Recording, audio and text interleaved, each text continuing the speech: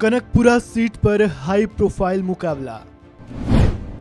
BJP ने बनाया ये खास प्लान। डीके शिव कुमार की बढ़ी टेंशन।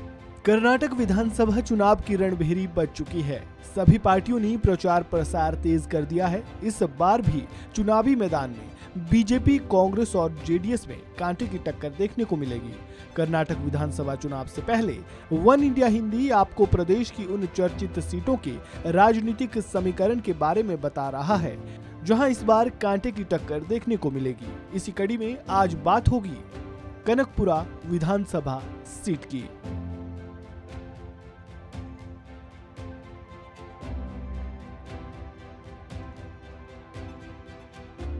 कर्नाटक विधानसभा चुनाव में कनकपुरा विधानसभा सीट उन चुनिंदा सीटों में से एक है जहां सत्तारूढ़ बीजेपी हर हाल में जीत हासिल करना चाहती है।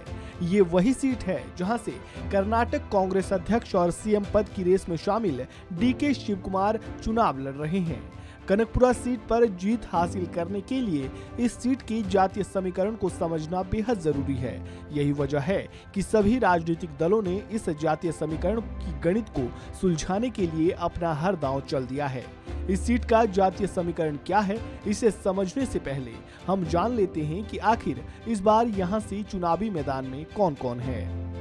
सबसे पहला नंबर आता है कांग्रेस के डीके शिव कुमार का।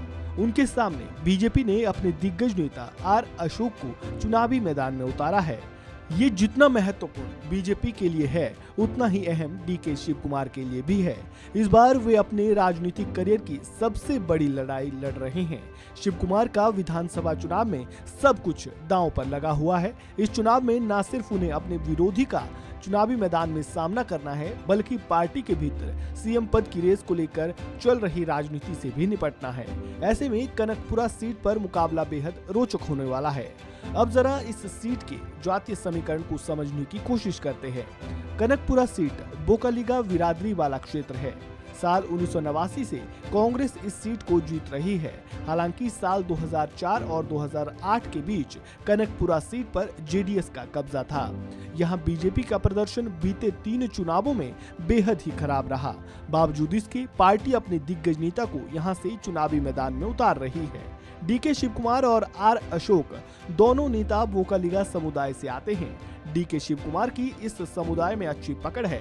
यही वजह है कि बीजेपी ने भी यहां से आर अशोक को टिकट दिया है।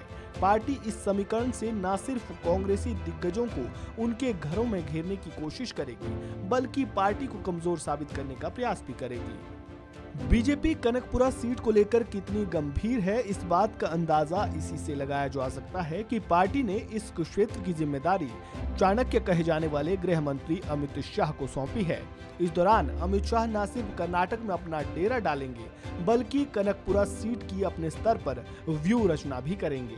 इसके अलावा पीएम मोदी भी यहां 5 से 6 रैलियां करेंगे और बीजेपी के पोस्टर बॉय पूर्व सीएम येदियुरप्पा भी इस क्षेत्र में अपना सबसे अधिक समय देंगे। ऐसे में इस बार बीजेपी कनकपुरा सीट का किला भेद पाती है या नहीं, ये देखना बेहद दिलचस्प होगा। इस खबर में फिलहाल इतना ही। ताज़ा अपडेट के लिए बने रहें वन इंडिया हिंदी के साथ।